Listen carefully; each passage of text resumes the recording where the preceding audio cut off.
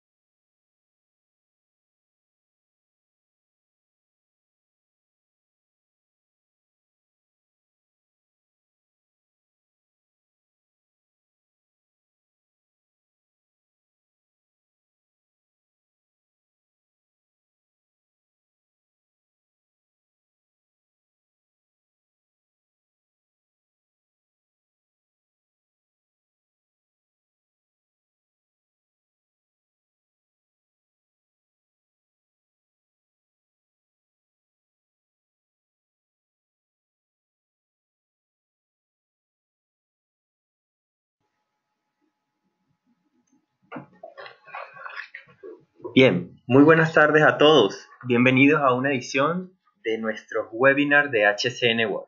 Y en esta oportunidad vamos a compartir un interesante tema de la mano de uno de nuestros directores, Paul Advanter, quien nos va a hablar de mentoring de desarrollo, cómo transforma las organizaciones.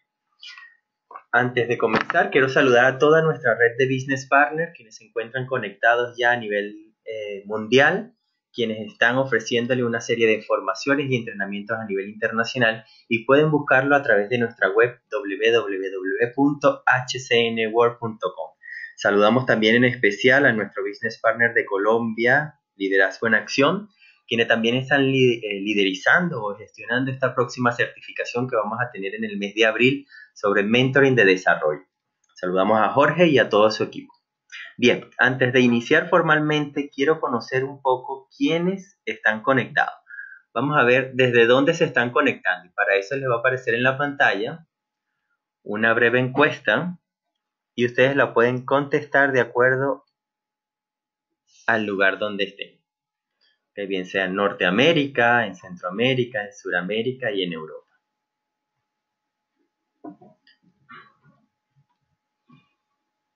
Están contestando aún, el 70% de nuestra audiencia está contestando. Vamos a darle unos minutos más.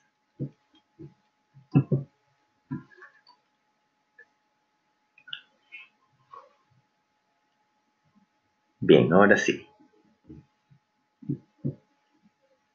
Vamos a cerrar el sondeo y vamos a compartir los resultados de la tarde de hoy.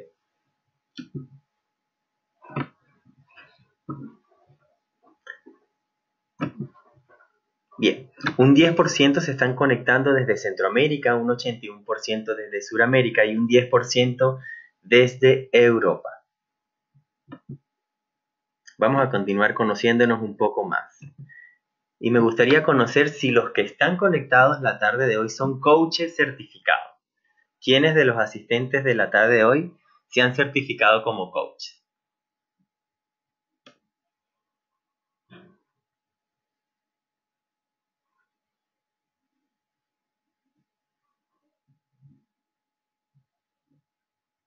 Ok, vamos a cerrar el sondeo y compartimos los resultados.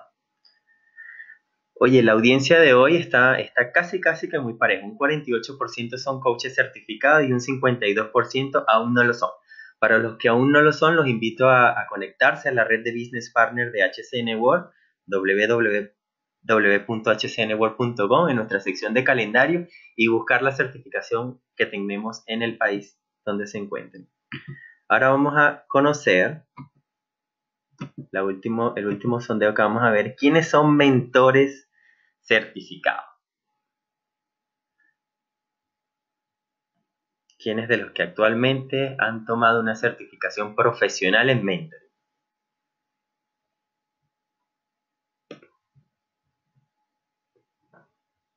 ¿Están votando?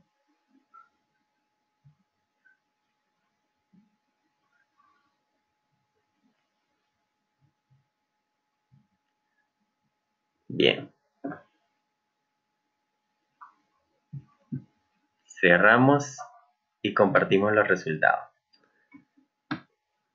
Los resultados nos indican que un 14% de las personas que están conectados son mentores certificados, excelente, y un 86% aún no lo son. Para los que aún no lo son, bueno, los invito a conectarse a hcnworld.com y conocer la certificación profesional en mentoring que vamos a tener este año a través de la red de Business Partner. Próximamente, como les recuerdo, en abril vamos a iniciar en Colombia de la mano de Liderazgo en Acción.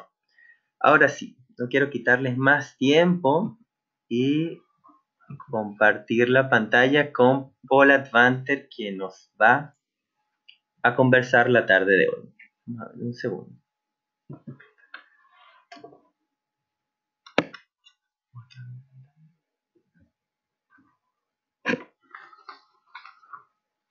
Bien, antes de darle la palabra a Paul, les voy a comentar un poco quién es Paul Advanter.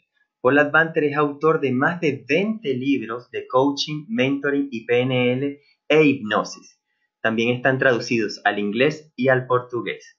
Es nuestro director de HCN World y miembro fundador. Ahora sí, Paul, muy buenas tardes, ¿cómo estás?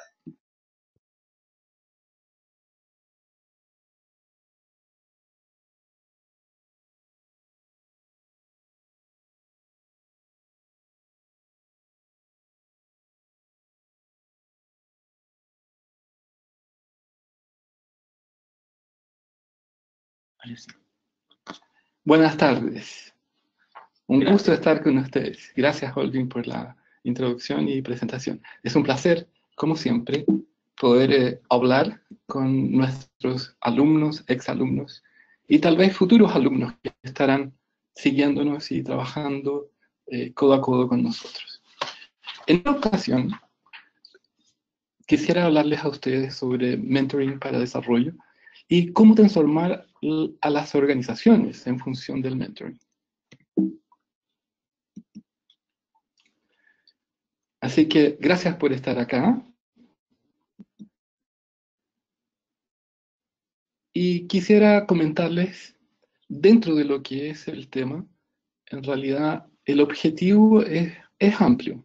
Es no solo decirles el ámbito de trabajo del mentoring en las organizaciones o cómo llega él a introducirse en las mismas organizaciones, pero además hacer las distinciones necesarias con coaching, porque hay bastante confusión entre lo que es mentoring y coaching, y además entender cómo estas disciplinas se complementan para que las organizaciones sean cada vez más efectivas. Así que ese es el objetivo que busco en esta charla. Yo sé que intuitivamente nosotros sabemos lo que son organizaciones. Sin embargo, organizaciones, en términos lingüísticos, pasa a ser una nominalización asociada al verbo organizar, y como tal tiene muchas acepciones. Una de ellas, por supuesto, es la más común y la que utilizamos en management, y que se conecta con una multiplicidad de personas, o a lo menos más de una, y que tienen como propósito un final, una intencionalidad, una meta y objetivo, o resultados en común, supuestamente. Ahora, podríamos hablar de organizaciones bajo el punto de vista filosófico, bajo el punto de vista histórico, bajo el punto de vista de la biología, de la sociología, y probablemente en física de partículas, etc. Y vamos a acotarnos, sin duda, a lo que es el ambiente organizacional empresarial. Dentro de eso, y tengo certeza que ustedes están al tanto, las organizaciones empresariales tienen un problema grave. Y para aquellos que están en el mundo de los negocios ya hace más de 10, 15, 20, 30, 40 años tal vez, no sé, deben saber cómo se hacían antiguamente los negocios.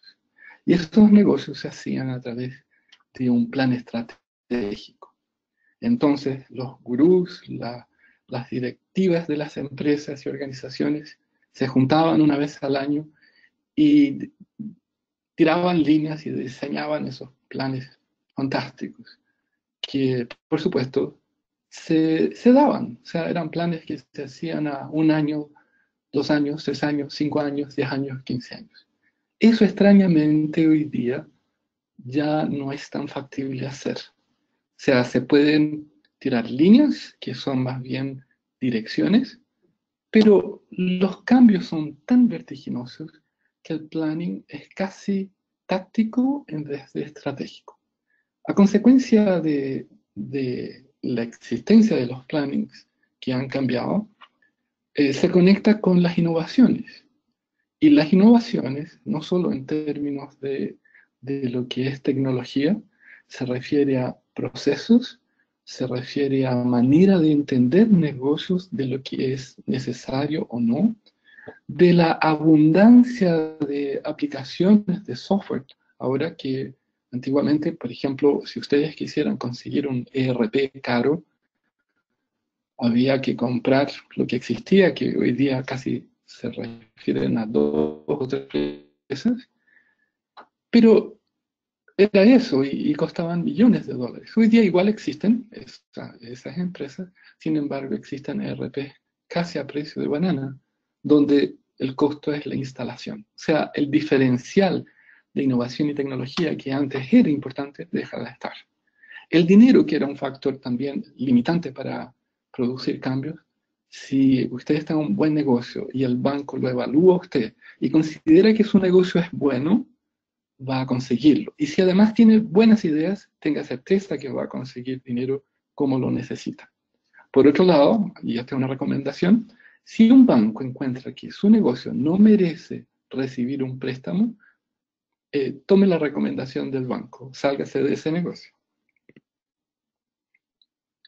El paradigma entonces que están viviendo las organizaciones hoy.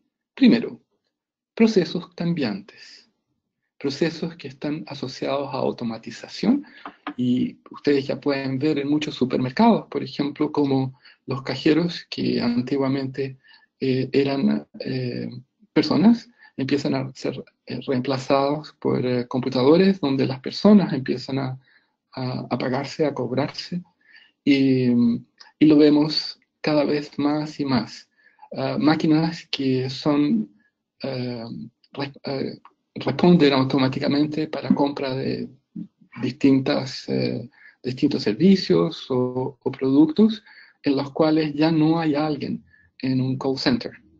Entonces, existe nuevamente una modificación en el requerimiento del personal que está realizando ciertas actividades, porque en la medida que la automatización se incrementa, aquella persona que hacía trabajos repetitivos deja de existir en la misma empresa. El tiempo asociado con lo que son necesarios los cambios ahora es muy veloz. Si las empresas no realizan los cambios en los tiempos que deben ser hechos, probablemente quedan afuera. Y al mismo tiempo, un incremento permanente de más valor por menos dinero se da como una tónica en todas las áreas. La única parte donde eso es al revés es extrañamente con los sueldos de los ejecutivos, que ellos no es que quieran trabajar más y recibir menos, no, ellos están dispuestos a trabajar más, pero también recibir más. Entonces, desde ahí nos encontramos con un paradigma bastante peculiar, que el mercado quiere más por menos, pero los ejecutivos quieren más. Como causa y efecto directa, las necesidades que han sido generadas por estos nuevos tiempos se conectan con que los ejecutivos de hoy no son aquellos que estaban trabajando antes. Pero, por otro lado, ¿qué hacer con ellos? Porque ellos son una realidad y ellos deben modificar sus estructuras de procesos. ¿Qué significa eso en términos prácticos? Significa cambiar la forma como ellos piensan, cambiar su pensamiento probablemente que está asociado a 2 o 3 conexiones, causas y efectos, a un pensamiento con una malla sistémica y además que esté soportada por la dialéctica, no solamente por un plano lógico. Adicionalmente, se necesita que ellos estén alineados en valores, en direcciones, en cultura, con la dirección de la organización. ¿Por qué? Porque la celeridad que está siendo requerida por las tomas de decisiones implican que no necesariamente se va a poder centralizar esa toma de decisiones. Son necesarias cada vez más y más descentralizaciones de procesos pensantes, de tal forma que esta malla que se está constituyendo sea una malla de procesos que de forma conjunta tenga un gran valor. Y esa es la organización, ese conjunto de pensares sistémicos que va a ser la organización. Ahora, volviendo a los inicios de cuando partió todo esto, quisiera remitirme a los años 80, 90 y en los años 80 y 90 también, solo había entrenamiento. O sea, lo que se hacía como algo esencial era transferencia directa de información. Por supuesto, eso se vino a detectar como a mitad de los 90, que no era necesario. Y es ahí donde entra inicialmente de forma muy somera lo que es el coaching. Y en los años ya 2004, 2005 empieza a entrar con mucho más fuerza el mentoring. Ahora, ¿por qué fue entrando? Porque, bueno, coaching entraba en la parte conductual. Era esencial transferir la información hacia un ejecutivo, pero no necesariamente porque él vaya a un curso, él adoptaba las conductas, comportamientos o modificaba ciertas creencias asociadas a aquello que él había recibido. Coaching iba directamente al punto necesario para que la persona pudiera hacer esas modificaciones. Ahora, eso ha funcionado bien y sigue funcionando bien, pero no es suficiente, porque eso no produce una transformación de pensamiento. Produce sí una modificación de conducta. Muchas veces puede modificar un ángulo de percepción, pero no está actuando a un nivel de la identidad, como sí lo hace el mentoring, como lo vamos a ver enseguida. Ahora, esta es una selfie, por si acaso. No sé si ustedes me reconocen, pero se parece mucho a mí. ¿Qué es coaching? Esa es una pregunta yo creo que tiene 1000 respuestas. Y a mí me gusta comparar la pregunta ¿qué es coaching? Como ¿qué es el arte? ¿Qué es el amor? Y ¿qué es la libertad? Donde hay tantas respuestas que sin duda muchas cosas podrían encajar. Lo que al mismo tiempo conlleva una paradoja, porque si definimos coaching como es tantas cosas, pero cualquier cosa no es coaching, ¿qué sería? Entonces, podríamos definirlo de una forma bastante amplia, que es una metodología conversacional. Yo creo que hasta ahí estamos de acuerdo. Y que esa metodología conversacional incluye por lo menos a una persona que tiene una preparación específica profesional y que llamamos coach. Y el que recibe el servicio lo vamos a denominar coachee. En esa metodología conversacional, lo que hace el coach es preguntar al coachee de tal manera que el coachee encuentre sus propias respuestas. Eso implica que en esta metodología yo no estoy dando una directividad específica. La línea de pensamiento, o mejor dicho, el tren de pensamiento que debe ser seguido es el tren de pensamiento entregado por el mismo coachee, sin que yo esté induciendo parte de lo que pudieran ser mis suposiciones, mis presuposiciones, mis valores, creencias o estructuras de proceso. Entonces, si lo sintetizamos, yo podría decir que un coach está siempre preguntando al coachee para que él se autorresponda desde su misma visión, desde su misma percepción de lo que él debe responder. Ahora, el coaching en las organizaciones tiene, para nosotros en HSE Anyworld, tiene estas tres distinciones especiales. La primera, como modalidad, es coaching para ejecutivos.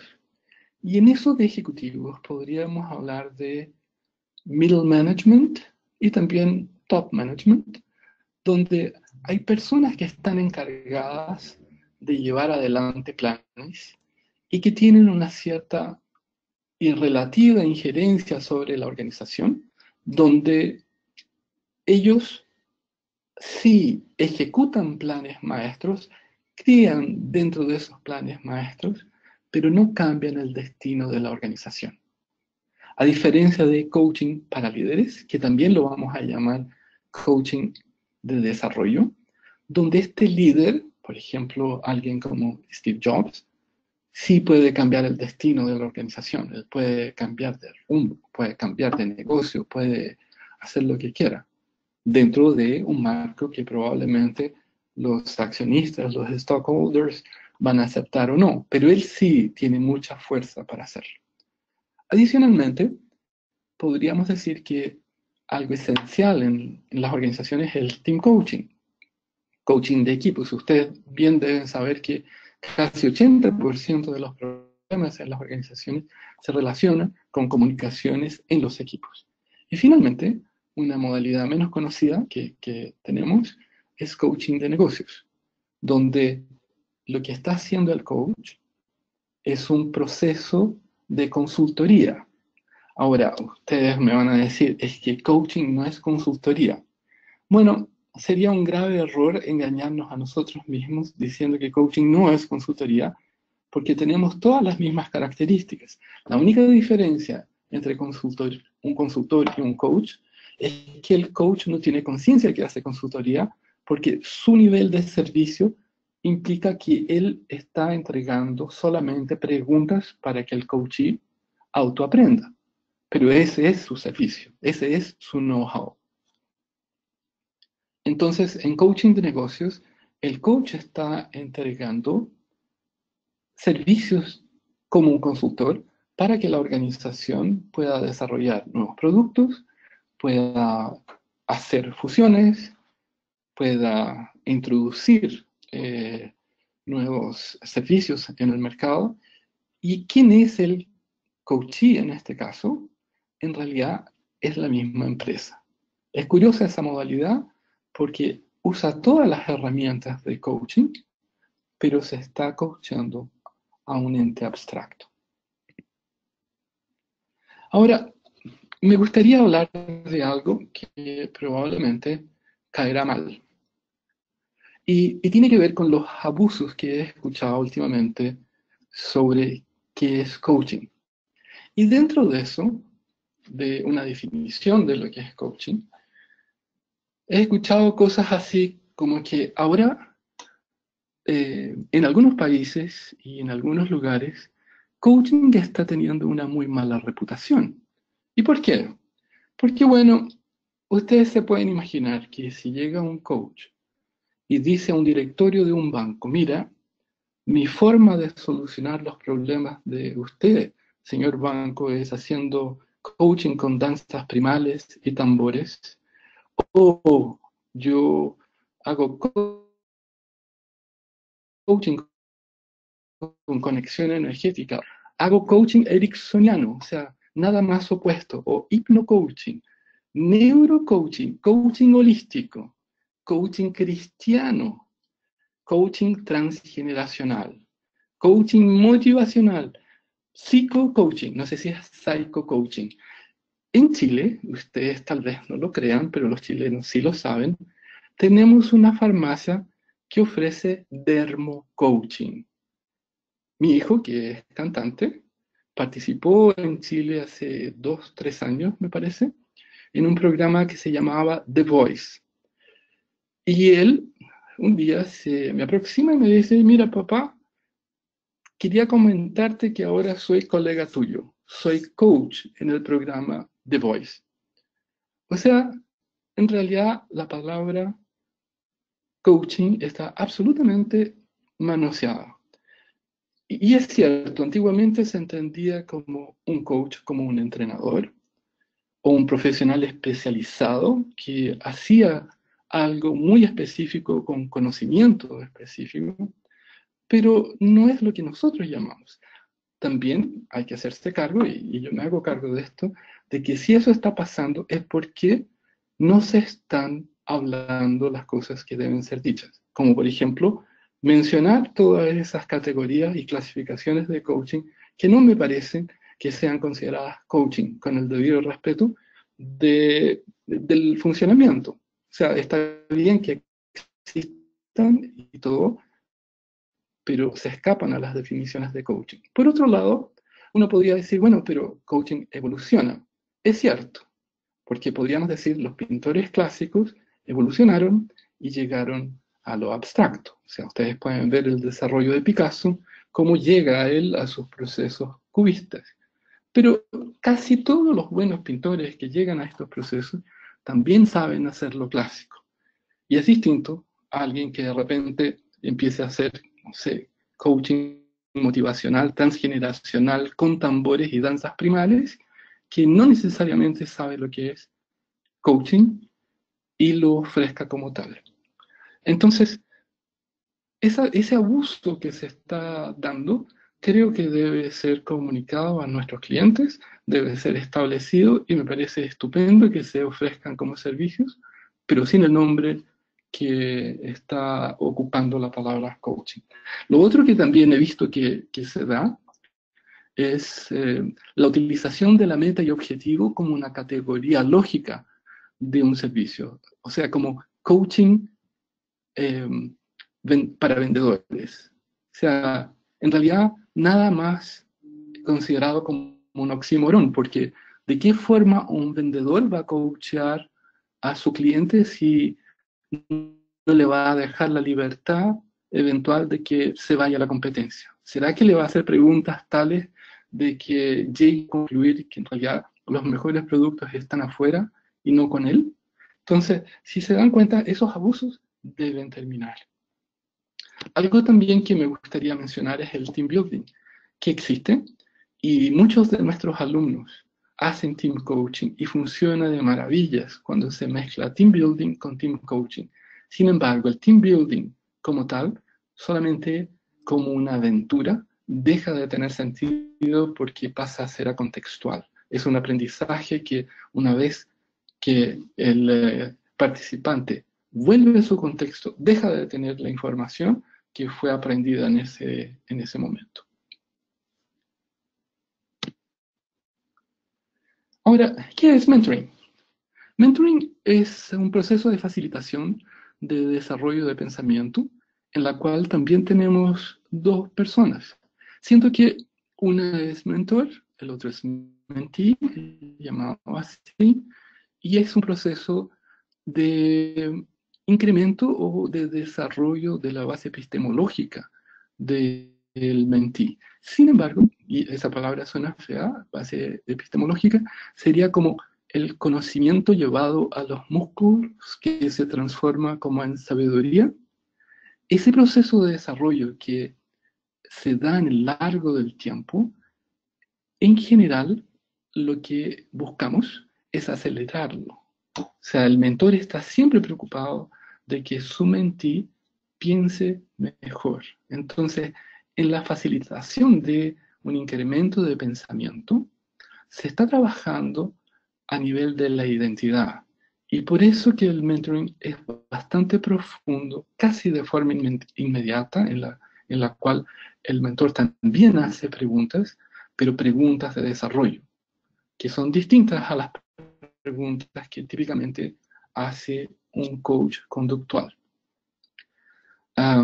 Otra diferencia interesante que tenemos en mentoring es que tenemos dos tipos de mentoring.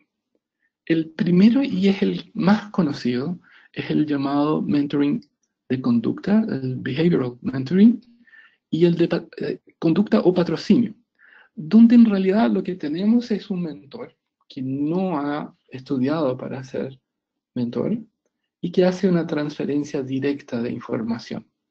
En esa transferencia directa de información, lo que vemos es que se necesita a alguien con una muy buena imagen, alguien con experiencia, con reconocimiento, y su mentee, que en este caso muchas veces también se llama aprendiz, está recibiendo ese conocimiento. Es como tú haces esto de acuerdo a lo que yo creo que tú debes hacer porque a mí me resultó. En ese mentoring de conducta de patrocinio, lo que tenemos es que no existe un desarrollo intelectual. Existe, por supuesto, un aprendizaje a través de la transferencia de la información, pero el mentee sigue pensando de una forma muy similar a la que tenía. La estructura es la misma. La información va a modificar sus conductas. Y la otra es el mentor de desarrollo, que es el que desarrollamos nosotros en HCN World, y que está fundamentado sobre la escuela de Frankfurt. O sea, viene desde la época de Theodor Adorno, que fue profesor de Otto Lasker, y Otto Lasker fue profesor, que también es un psicólogo y doctor en psicología y filósofo. Y Otto fue profesor de David Clutterbuck. Y él desarrolla un concepto que se llama Constructive Developmental Framework, en el cual está sedimentado como estructura el mentoring de desarrollo. ¿Y qué es lo que busca? Busca establecer un proceso de pensamiento que está por arriba del plano de la lógica y funciona en base a la dialéctica. Y este proceso dialéctico lo que está exacerbando es la apertura permanente de las fronteras de pensamiento y de la extensión y densidad de pensamiento del mentee. El propósito es que lo que existía en un inicio del mentee tenga distintos planos de observación, y en esos planos de observación él como individuo, como su yo, pueda percibirse en distintos ángulos, incrementando su vida.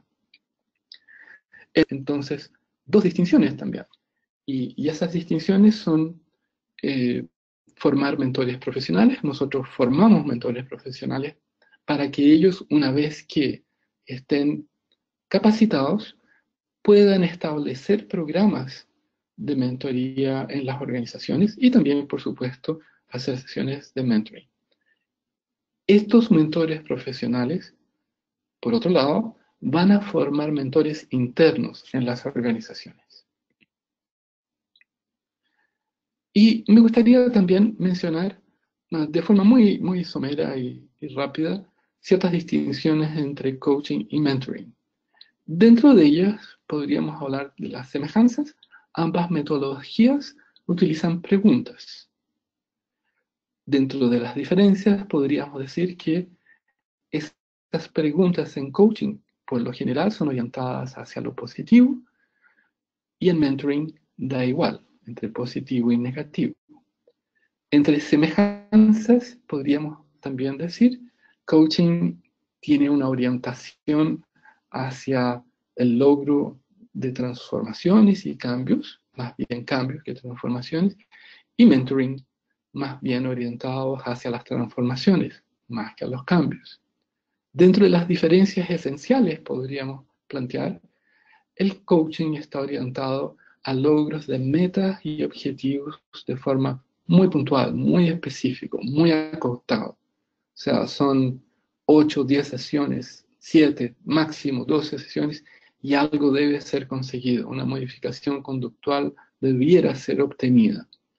En mentoring, y esto en un plazo de tal vez 5 meses, 6 meses, 3 meses. En mentoring, los procesos son relativamente más largos y, y, y en ese podríamos decir que duran entre año y medio, 2 años, 3 años, siendo que ya se empiezan a notar distinciones después del primer año. Después del año y medio hay transformaciones muy importantes y así por adelante. El periodo de las sesiones de coaching son de aproximadamente 10 días, 12 días, 2 semanas, eventualmente máximo un mes entre uno y otro. Las sesiones de mentoring serían entre 1 mes y medio y 2 meses como frecuencia. Así que dentro de lo que podríamos hacer una clara distinción está en que el coaching busca logros de metas y objetivos, y el mentoring busca transformaciones de pensamiento para que a través del pensamiento la persona sea alguien diferente, y al ser alguien diferente consiga metas y objetivos. ¿Sí? Es una forma bastante más profunda en lo que es el logro, pero también más permanente. Como les decía, lo positivo o negativo en sí en mentoring no existe, porque en realidad lo que estamos estableciendo como esencia es el pensamiento. Que sabemos que a través de un pensamiento dialéctico estamos generando una competencia de liderazgo. La otra diferencia esencial es establecer un costo de un programa de coaching, por ejemplo, para toda una organización, sería absolutamente prohibitivo para muchas organizaciones, a distinción de un programa de mentoring, donde el mentor profesional hará unas pocas sesiones, pero el resto de las sesiones de mentoring de la misma organización será hecha por los mismos ejecutivos. Entonces ahí hay un plus sumamente importante que valida la existencia del mentoring como un complemento de coaching. Y eso es interesante notar, volviendo atrás, porque ambos son necesarios. Coaching es necesario para cuando se necesita hacer modificaciones conductuales, se necesita hacer cambios de estructuras, logro de metas concretas, arreglar temas, mejorar ciertas cosas, conseguir objetivos. Y en mentoring yo estoy desarrollando la competencia del pensamiento, que como algo añadido hace con que nosotros también consigamos los mismos resultados del coaching, pero de una forma mucho más estable en la medida que se está absorbiendo en la identidad.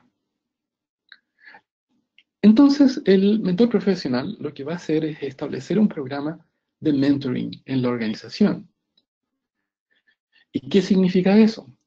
Significa trabajar específicamente lo que van a ser las comunicaciones, establecer los liderazgos y identificar específicamente los talentos. Porque a través de eso es que una vez que se diga cómo va a ser realizado ese programa, nosotros sabemos qué cosas adicionales deben ser entregadas como un beneficio para la organización. Y esencialmente esas tres condiciones son casi generales para todas las empresas.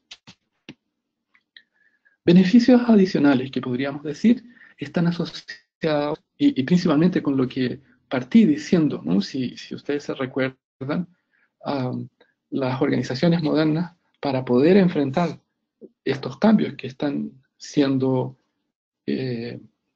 vividos día a día, deben trabajar mucho las comunicaciones, deben tener una independencia, un empoderamiento asociado a liderazgos, talentos, etc. Y Dentro de eso, el poder delegar tomas de decisiones, haciendo con que todo sea más eficiente, sin duda va a ser una consecuencia de un programa de mentoring. El programa de mentoring sí tiene el mismo pero que un programa de coaching. Es muy difícil medir su ROI, el Return on Investment. ¿Y por qué?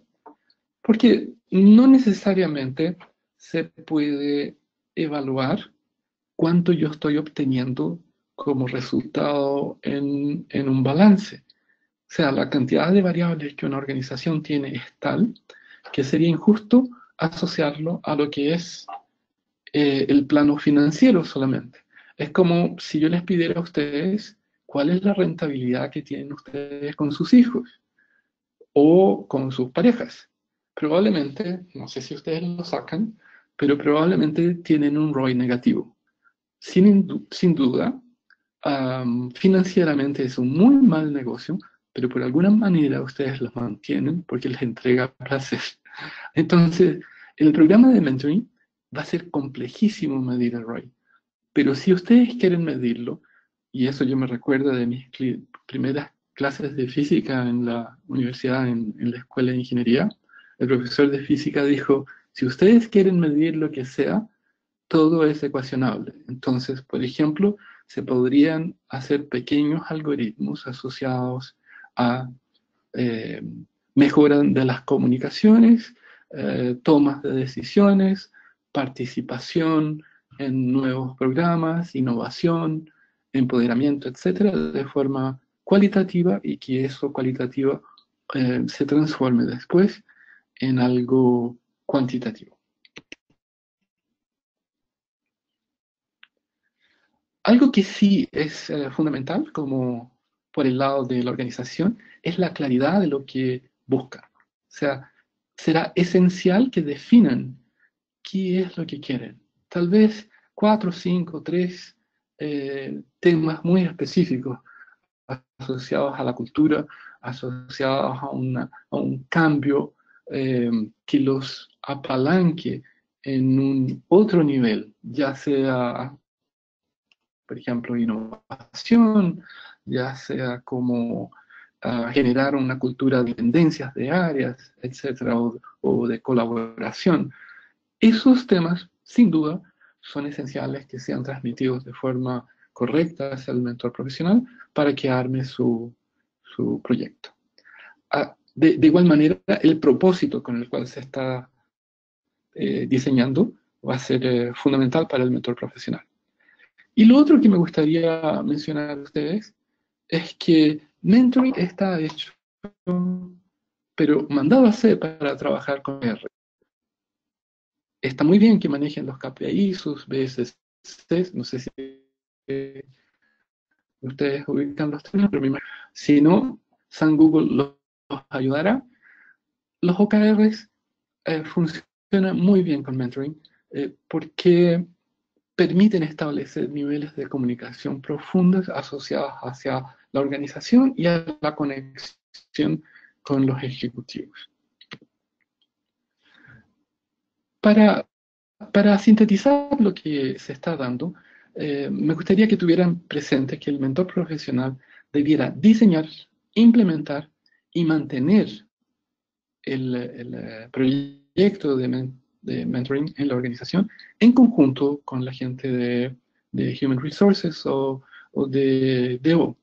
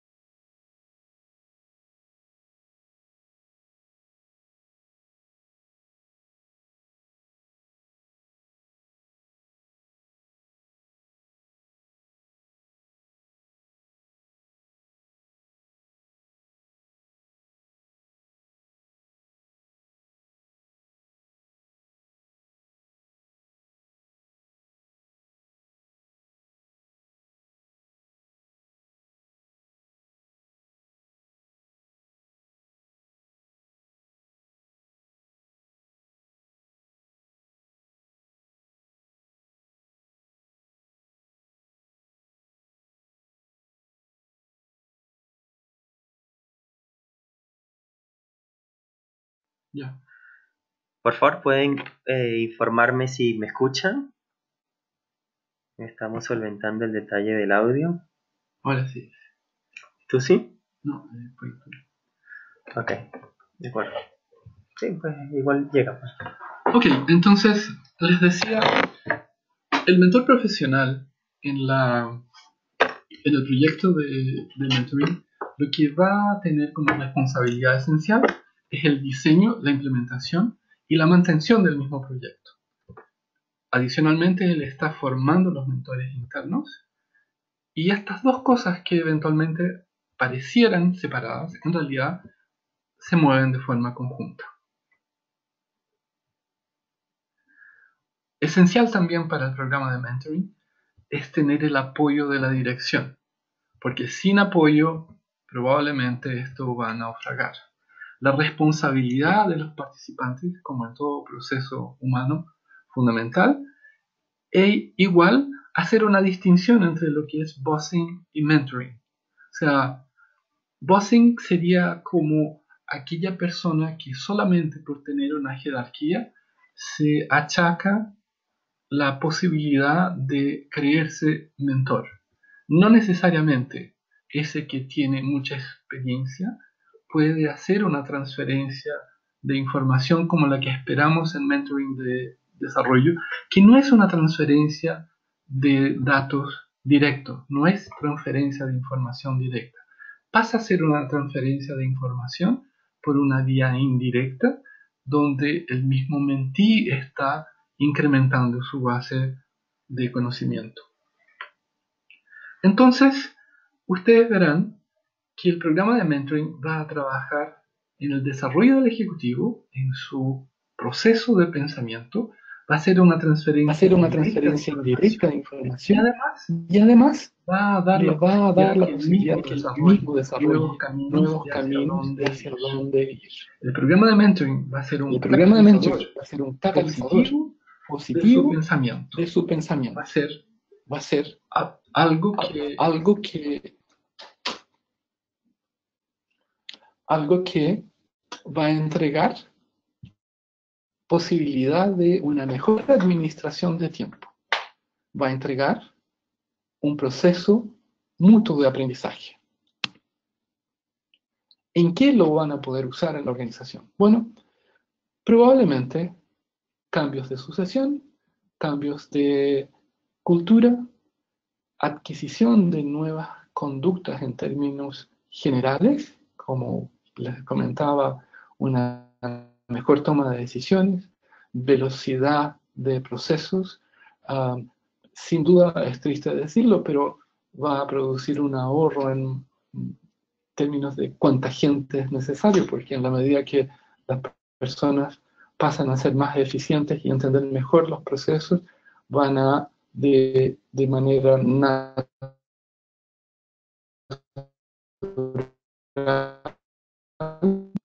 a desarrollar cosas, van a empezar a filtrar en la cooperación con ellos mismos. La cantidad de cosas que son trabajables en mentoring es infinita, y ustedes lo van a ver en hospitales, en escuelas, en universidades, en bancos, en el Estado, en universidades, como les dije, está muchas veces reemplazando lo que antiguamente era tutorías. Muchas gracias por su asistencia, y ha sido un gusto estar con ustedes acá. No sé si tendrán preguntas. Gracias a ti, Paul, por este espacio que nos has brindado esta tarde y gracias a todos los asistentes. Vamos a entrar entonces en un espacio de preguntas en el cual ustedes van a poder comentar o conocer o preguntarle directamente a Paul cualquier duda o inquietud sobre esta ponencia y sobre también sobre el programa de certificación.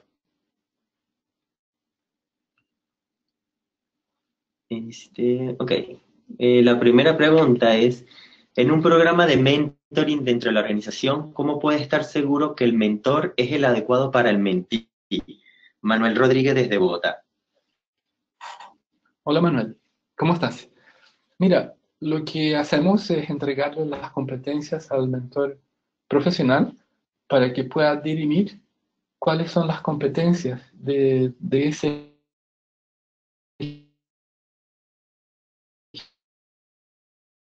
ejecutivo.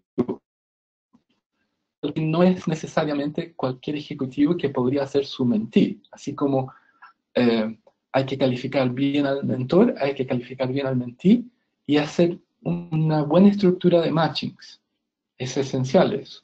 O sea, esto no va a funcionar de forma aleatoria. No sé si te respondí la pregunta. Nos puedes escribir en la siguiente para contestar. Nadia Gutiérrez nos dice cómo y en qué momento se puede evaluar la efectividad de la mentoría. Como lo mencioné de forma probablemente muy rápida, y medir un ROI en términos financieros es bastante complejo, así como medir el ROI de un programa de coaching o medir el ROI de cualquier programa de recursos humanos, tiene su alto grado de complejidad. Se puede hacer una evaluación cualitativa transformada en cuantitativa en base a aquellos parámetros que han sido encomendados al mentor profesional. O sea, por ejemplo, si han solicitado ustedes el trabajo de empoderamiento, bueno, hacer una encuesta onda 360 y verificar cuán empoderados están ahora las distintas áreas que son partícipes del proceso de mentoring. Ok. Noel Martínez nos pregunta, ¿cómo determina qué corresponde mejor a un cliente entre coaching y mentoring? Bueno, si tú me dices, hay un incendio y ese incendio tiene que ser apagado, mira, en 2 meses, lo que ya es mucho para un incendio, pero es una metáfora, lo más probable es que coaching sea lo ideal y no mentoring. En mentoring no tienes la urgencia. En mentoring estás construyendo tu futuro porque sabes que en el presente está cambiando todo y estás preparando tu organización para ser diferente. Donde los diferentes son aquellos ejecutivos que necesitan una distinta forma de pensar. Esos mismos ejecutivos, si se mantienen, no van a sobrevivir probablemente. Bien, gracias, Paul. Claudio Vega nos dice, hola Paul, Claudio Vega desde Santiago de Chile. Un tips para convencer a un director de una universidad para realizar un proceso de mentoring para profesores y alumnos. Uno. Sí o no. Bueno, un tip. Ok, te voy a dar uno. Pregúntale cuánta gente está abandonando el primer año en la universidad. Si te dice el primer año de la universidad abandonan algo así como 35 a 40%, y eso significa que en el segundo yo tengo solamente el 60%, y en el tercero probablemente tengo el 50%, eso significa que llego al quinto o al sexto año con casi el 40%, todos esos alumnos que están desistiendo, si tuvieran procesos de mentoría, tendrían un gran ahorro. Espero que te haya gustado. Reinibón nos dice saludos, maestro Paul, nos vemos pronto. Hola. Claudia dice perfecto. Gracias. Iris nos dice extraordinaria ponencia, Paul, felicitaciones, un abrazo desde Panamá. Muchas gracias. Gracias para ti. Nina Pino, el mentoring puede ser usado cuando hay empleados que son ascendidos y no tienen todas las competencias completas para el otro cargo. Creo que tu pregunta encierra algo ilógico, tautológico. Y es que, ¿cómo ascendieron a alguien que no tiene las competencias? Yo creo que ahí hay un error extraño. Asumiendo que quieres un milagro, creo que habría que evaluar primero si la persona es la adecuada para seguir o hay que realmente despedirla, a menos que sea el dueño, y eventualmente asegurarse si ese proceso de desarrollo es válido para él. No todo el mundo está en el mundo de los desarrollos y que tiene que ver mucho más con el pensar, y hay muchas personas que están solamente en el hacer. Entonces es importante eso. ¿Qué tipo de ejecutivos tienen? ¿Ustedes tienen gente que martilla o tienen gente que piensa como otros deben martillar? O quizás ya tener máquinas o robots que martillan. Bien. Richard Sáez nos pregunta, se dice que es clave contar con el apoyo de la dirección de la organización. ¿Cómo seducimos a la dirección de la organización de si el ROI es tan difícil de determinar? Ajá. Bueno, es una buena pregunta. ¿Por qué vuelvo a ciertas decisiones absurdas que uno tiene, eh, que no necesariamente están asociadas al ROI? Porque no tienes cómo calcular. Como te dije, parejas, hijos, no se conectan con ROI y gran parte de la humanidad las tiene. En este caso, si lo único que está evaluando la empresa es cifra, bueno, tendrías que ver de qué manera el hecho de que existan ejecutivos que tienen mejores procesos puede ser parte de lo que es de la reducción de la cabeza pensante del main core que está manejando esa organización. Muchas de las organizaciones, por ejemplo, de repente tienen 5 o 6 líneas hacia abajo. Cuando entran programas de mentoring, se pueden reducir esas líneas a 2, a 3. ¿Y por qué?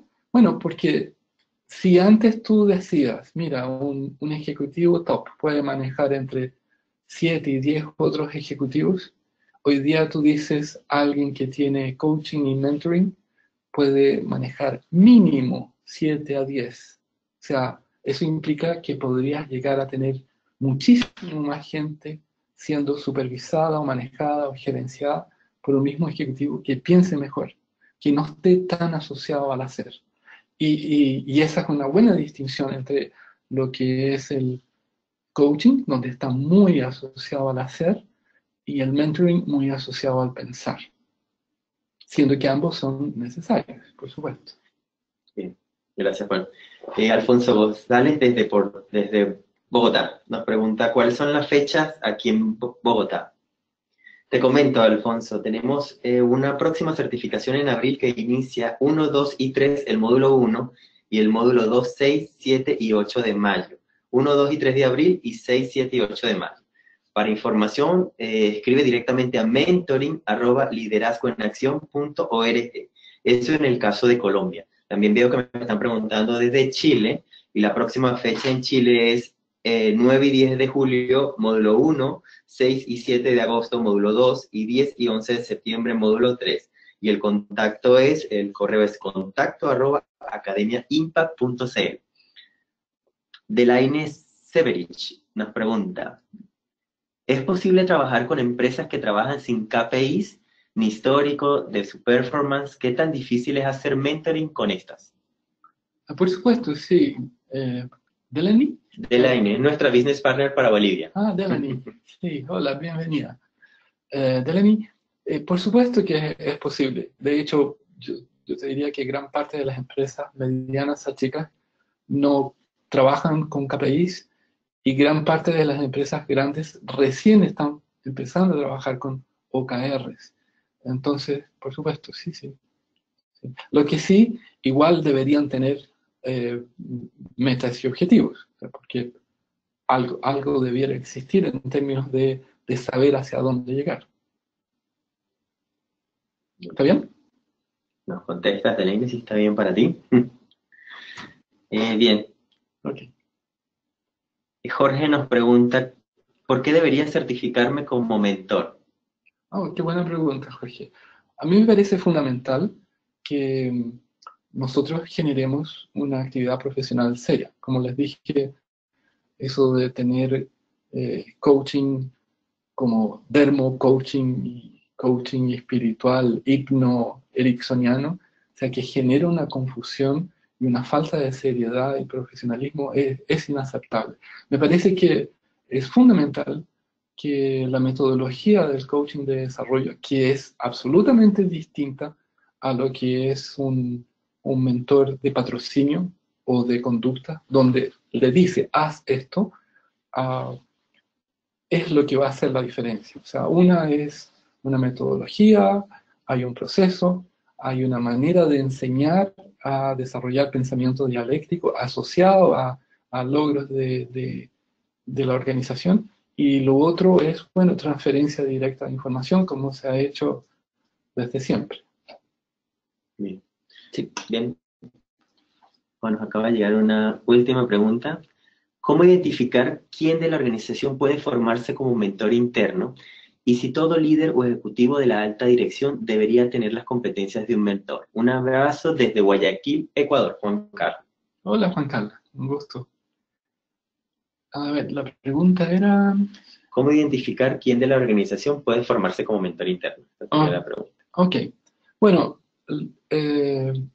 la dirección debiera decir quiénes son aquellos que son partícipes del programa.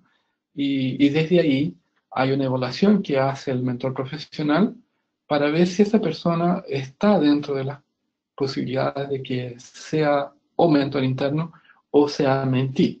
Como les comentaba, hay personas que tienen una base de pensamiento bastante limitada, ¿ya? Principalmente en lo que podrían ser mandos bajos o intermedios, están muy en el hacer. No saben aún hacer la distinción entre el hacer y el pensar. Entonces, se hacen preguntas de desarrollo y se obtienen respuestas de hacer. ¿Sí? Esa distinción es bastante clara. Y después, la otra parte. Si todo líder o ejecutivo de la alta dirección debería tener la competencia de un mentor. Yo he visto que en general eso se da. O sea que gran parte de los ejecutivos que han hecho empresas o que son a lo menos middle management hacia arriba, tienen competencias de mentoring porque han llegado a una posición de alguna forma venciendo y sobreviviendo a través de los años. Y esa es una buena característica del mentoring. Aprender de las derrotas, aprender de los éxitos, donde hay mucho aprendizaje asociado al yo. Así que esa es parte de lo que hace el mentor profesional. Bien, Juan Carlos. Gracias, Juan. Julie Viviana Martínez nos pregunta, teniendo en cuenta que los procesos de mentoría son más largos, pero asimismo más efectivos, en cuanto a la transformación de pensamientos, en los aspectos entre una sesión y otra se asignan tareas y durante este espacio se realiza seguimiento. Súper buena pregunta, Lili. La relación que existe entre mentor y mentí no es la misma que se establece, y no la dije, bueno, porque era corto el espacio, no es la misma que se establece entre el coach y el coachee. Entre coach y coachee existe una relación algo más distante, más jerárquica, o diría impersonal o profesional. Entre mentor y mentí se establece un vínculo relacional, no de amistad necesariamente, que al final del proceso podría transformarse en, pero de aprendizaje mutuo. Y bajo ese aspecto, los espacios entre sesiones pasan a ser más acotados porque uno u otro puede contactarlo. En cuanto a las tareas, no es como en coaching donde existe una tarea que tiene que ser acordada. Como son procesos de desarrollo de identidad asociados al quehacer, es el mismo mentí que de repente decide qué hacer o no qué hacer. Sí, respondí muy largo o muy enredado. Bien, esa sería nuestra última pregunta. Antes de cerrar, bueno, quiero agradecer formalmente.